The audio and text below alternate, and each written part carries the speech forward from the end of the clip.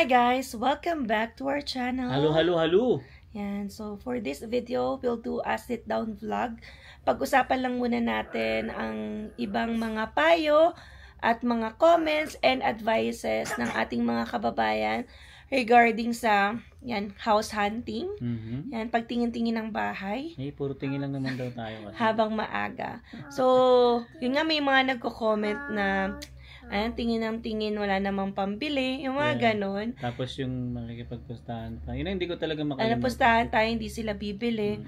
Yung sa amin naman kasi, parang titingin kami or bibili kami ng nagde-decide kung para sa amin na to or para time na namin to. Hindi dahil sinasabi ng iba or na-challenge kami sa ibang sinasabi o kaya nagpupustahan na kasi yung mga ibang tao. So, kung para sa amin or kung time na, parang yun yung parang gagawin namin, bibili. Pero ngayon, may mga messages din kami na nare-receive, nag-encourage sila. So, don't mind the comments ng iba kasi sila din daw umabot sa 1 taon ng paghahanap bago mahanap yung kanilang naging bahay ngayon. So, kasi hindi naman kasi ganun kadali talaga guys pag invest. Lalo na sa bahay. Big purchase to tapos parang mamadaliin mo na parang bumili ka ng suka at toyo sa kanto. Hindi ganun yun. Oo. So, kaya kami, ini-enjoy namin yung process. So, kung maaga man kami, tumingin-tingin, okay lang yun. Yeah, wala namang masama dun. Oo. And, it's a journey kasi, iba-iba ng timeline. 'Di ba? Pwedeng, yung iba, 3 tingin lang, nakabili na, 'di ba? Pwede yung iba, ayan nga, sabi ni Kuya Daniel, yung realtor namin, umabot ng almost 2 years, tapos naka 56 houses. Yan, kami naman, nasa 20 houses na ngayon, ha? Nagkataon lang kasi siguro, guys, na nagba-vlog kami. Oo. Kaya, na-share namin sa inyo yung journey namin. Pero yung iba talaga, guys, halos ang dami na rin nilang tinignan. Minsan, meron kang type na, di ba? Halos 1 taon din sila naghanap. Oo. So yun lang. Gusto lang namin din ma-share yun. Kasi, syempre, siguro kapag nagva-vlog kami, yun, kami yung nakikita ng mga tao na, uy, parang unusual. Pero, yun pala, marami nang gumagawa din nun. Kasi, it's a preparation din for their, like, future home or future dreams. Di ba? Hindi rin masama na maagang tumitingin kasi dito na-educate ka na-familiarize ka sa mga communities, na-familiarize ka sa ayos ng bahay, ano ba yung mag-fit sa inyo, parang no ka ba sa condo or townhouse ba yung para sa iyo o dapat single detached lang ang option mo, yung mga ganun, kayo ba, halimbawa, bibili kayo ng bahay, unang tingin nyo pa lang, bibili nyo na agad. Siyempre hindi, di ba? Pag-aaralan nyo siya, kung paano yung payment din, of course, di ba? I-consider yun. Lalo na yun. Oo. So, kaya kami, siguro bonus din yun, yung nagva-vlog tayo.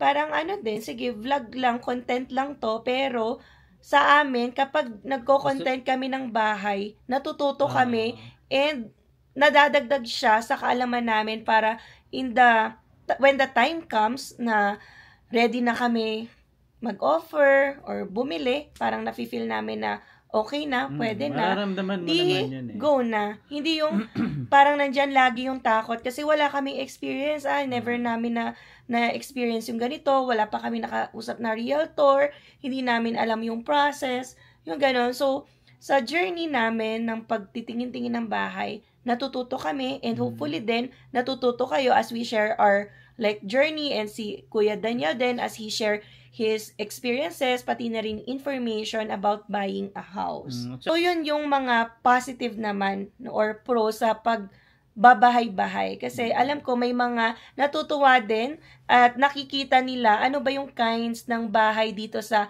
Calgary, lalo na yung mga malalayo or nagbabalak pumunta or bumili dito sa Calgary, na may iba pa nga nagre-request, so more videos pa raw or house hunting vlog sa Southeast. Siguro interesado din yung viewer namin sa Southeast area. And yan, nakakatulong kasi majority ng mga na-visit nating bahay ay nasa Southeast kasi nga doon kami interested. Sa work namin. And yun nga pala yung may nag-comment din bakit kami nag-try ng Northeast. Yeah. So, gusto lang namin talaga i-try. Gusto namin matry talaga, guys, yung Oo. distance. And, kasi wala namang masama kung magsusubok, di ba? At saka open house naman yun. Oo. Kasi sabi nila, may maps naman. Parang kasi gusto namin ma-feel. And syempre, wala rin naman kami ginagawa nun. So, why not visit it and titingnan namin ano ba yung difference ng houses na nasa Northeast and then sa Southeast. Pero totoo, guys, ang ganda. Ang ganda ng mga bahay sa Northeast. So, nakita nga namin, malalaki yung cuts sa Northeast. Tsaka mura, no? Tsaka yung mga pinuntahan namin, mas bagong communities. Yun nga lang, no, ang problem lang talaga is hail. Yeah. Kasi nung lumibot kami talaga, evident sa mata natin and sa mata ng mga, dumadaan doon, na yung mga sidings ay damaged pa. Oo. Because of hail yun. Gilid pa lang yung nakikita natin. Ayun, how much more yung mga bubong din. Oo, yung mga bubong nasira din. So, yung iba nakapagpaayos na ng kanilang mga bubong at mga sidings. Siguro yung iba, sa community nila or condo board, whatever, medyo natatagalan dahil malaking gastos din. Yeah. Yung iba may deductible na, for example, 1 million. So, kailangan mag-shell out ng mga unit owners bago maipagawa yun. Tapos yung nakaraang linggo nga, muntik na magkaroon ng hail na naman dito, guys. So, yung mga nasa Northeast talaga nag-cover na ng mga, sa mga bubong ng sasakyan nila. So, natakot kasi sila din na ma-hail na naman, hindi pa nga daw sila tapos or nakaka-recover, ay ayan na naman yung hail. Yeah. Pero hindi namin sinasabi na hail proof sa Southeast. Sinasabi lang namin na mas prone. Yan by history and yan makikita nyo naman experience. Pag nasa north banda, yan, northeast and then yung mga pa-airdrie, andun mostly nagpo-form yung hail. Yeah. Pero alam ko rin before, like years back, nagkaroon na rin ng hailstorm dito sa Southeast. Yan. So, yun. At least, diba, nakikita nyo ang aming journey. So, yun nga, tingin ng bahay, bibili ba yan? So, we will know, diba? So far, hopefully, yung mga nanonood sa amin ay nag-e-enjoy. Kung medyo nasosobra na kayo or nauumay, so that's okay din. Kasi, marami pa namang options kayo sa YouTube. Millions of videos yan. So, wag na natin stressin ang sarili natin.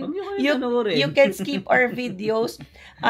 Mas marami pang yan. Pwede kayong makitang mga videos na makabuluhan if you find our videos boring. So, sa amin, okay lang mag-vlog kami ng mag-vlog kasi that makes us happy. So, doon lang tayo sa happy. Iwas stress tayo kasi ngayon, nawiwili kami, guys. Yeah, ako nag-enjoy ako talaga. Sa pag-iikot talaga ng mga bahay. Even pag nanonood ako sa YouTube, guys, hindi sa aming video, nag-enjoy ako kapag may nag-house tour na Eto nga, pakita namin. Ayan, pinapanood din namin yung vlog namin ngayon. Pinapanood namin yung mga house tours namin.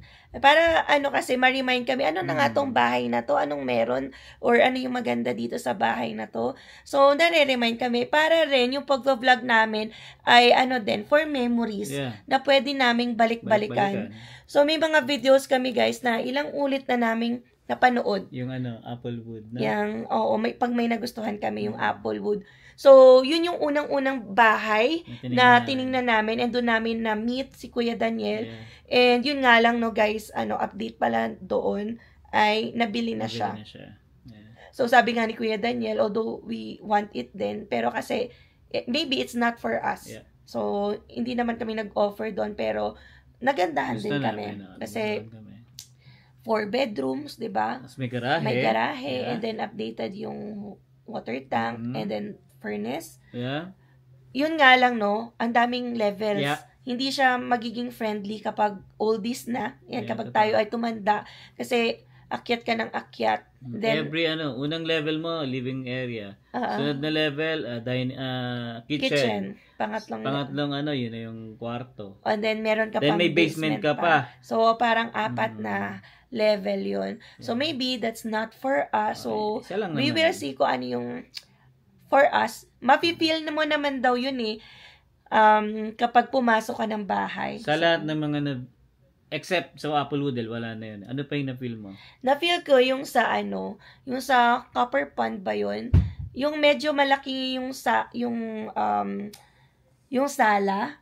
And then yung meron ding parang harang sa kid, sabi natin na kahoy. Oo. Tapos maluwang yung taas niya. And then meron ding basement na 1 bedroom pero wala naman siyang Nabenta na yun diba? diba? So nabenta na rin yun. Yun nga lang, walang garage yun. And then another na Bibigyan ka lang ng slot. Nagustuhan natin yung sa Cranfield. Yeah. Gusto ko din yun. Yung basement na napakalaki. Oo. Wala nga lang business permit yun, no? Wala. And then 2 bedrooms din sa taas, tapos, yun nga, may 1 bedroom sa basement. Yun nga lang, medyo tight yung living room. Basta tight siya. Feel ko nasisikipan ako. Pagpasok mo kasi sa main door, maliit andun na yung living area mo, tapos kitchen mo na agad. Tabing-tabi niya yung kitchen. Ang laki pa naman ng countertop. Pero, yun nga, di ba, hindi mo naman makukuha agad-agad. Lalo na kung nag-work tayo sa limited budget or yung nasa isip natin ganitong budget lang. Kasi, ayan, syempre, hindi mo dapat pilitin or sagarin kung ano yung capacity ninyo or naiisip nyo. So, yan, kaya nag-move kami from one house to another. So, sa amin, minsan nagiging negotiable o 2 bedrooms na lang instead of 3 bedrooms o kaya walang garage instead of may garage. Yung mga ganon, di ba, na pwedeng in-negotiate. Pero, kunwari kung mapupunta sa Northeast, syempre, garage is a must. Kasi may hill. Kasi yun, may hill talaga. Kapag sa Southeast naman, kaya tumitingin din kami sa mga Southeast na may garage at wala. Kasi titingnan namin ano yung kapalit ng walang garage. So, sila naman yung may mga basement. So, at least, diba, na ko-compare namin yung mga kinds ng properties, condo, townhouse, single house, diba? At nakikita nyo rin. Yeah, doon kasi sa budget namin, guys, hindi talaga kami makakakuha ng yung dalawa, yung may basement tsaka garahe. Hindi kami makakakuha ng ganun. Oo. Kaya talagang kailangan mo mamili. Kung halimbawa, kung gusto mo may garahe, pero walang basement. Kung gusto mo may basement, wala namang garahe. Okay, pwedeng meron ding garahe pero maliliit na yung basement. At saka, syempre, ano yung feeling namin?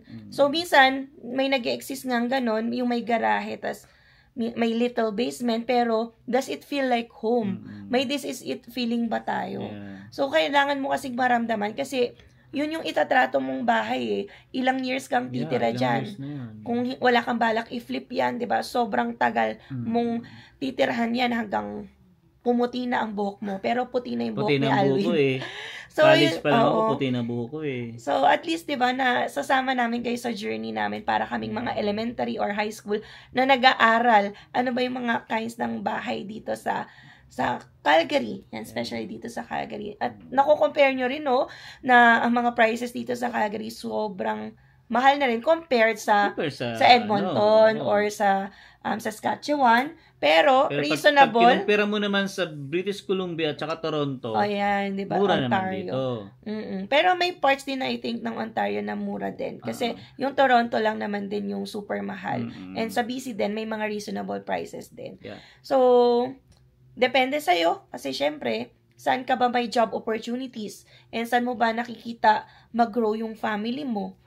Yun, di ba? Kasi kung fluid ka pa, palipat-lipat ka, then hindi ka pa pwede mag-select kasi parang mawawala ng sense. Yeah. So, dito kami nakikita namin, sana, ipagkaloob ng Diyos, na magtagal tayo dito sa Calgary, Alberta, kaya dito na rin kami tumitingin. So far, ayan na nga po yung reason, tingin ng tingin, pero hopefully dumating din ng time na may pambili. Wag lang po tayong magmadali. Wag lang, tsaka wag kayong magalit, guys. Ano lang naman kami, nagbablog lang naman kami. And of course, then we respect yung time ni Kuya Daniel. Yes. Yan, syempre hindi naman kami magsasign din ng exclusivity sa kanya, like as our realtor, kung hindi kami serious. So, if ever nga din matapos yung 6 months na wala pa kami nasa-select or wala na po purchase, pwede naman daw i-renew yun. Kasi yun din yung ginagawa niya sa other clients na nagtitake time talaga. He doesn't push yung mga clients niya na bumili na agad kasi mag-e-end na yung contract. Inaantay niya rin ma-feel yung clients na this is it, diba? And kung ano yung capacity, diba? Kung may this is it nga, kung hindi ka naman approved for financing, so that will also be a problem. Yes, sir. So, ayun no. And speaking of budget, ito bibitinin muna namin kayo. But we will be updating you kasi alam ko, isa sa mga comments din ay yung about our pre-approval. So, maybe itatakal namin yan sa other video. And yun, abangan nyo po, lalo na sa mga nagko-comment dyan about our pre-approval. So, i-update namin kayo on that process. Yes, so, just keep tight and hang tight lang muna sa aming mga videos. Dahil marami pa kaming ichichika. Basta love lang tayo, guys. Yeah. So, no hate tayo, no hate. Yeah, no hate. Parang sa amin lang naman, fun lang din tong vlog.